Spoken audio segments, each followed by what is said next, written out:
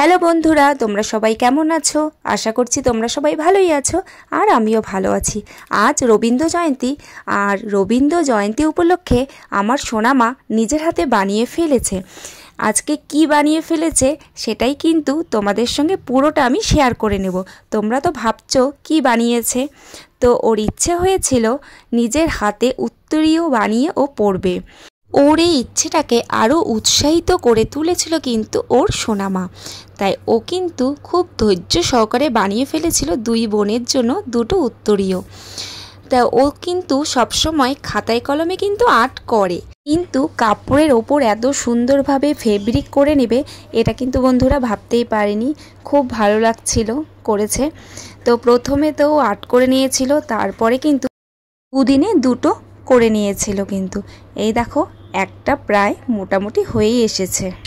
আমার এই পুরো ভিডিওটা দেখার জন্য আমার সকল বন্ধুদের অসংখ্য ধন্যবাদ আর অনেক অনেক ভালোবাসা।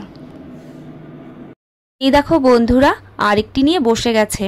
তা আজকের কিন্তু পুরো ভিডিওটাই তোমাদের সঙ্গে শেয়ার করে নিলাম। এই প্রথমবার কিন্তু ওর ফেব্রিক দিয়ে কাপড়ের ওপরে কাজ করা।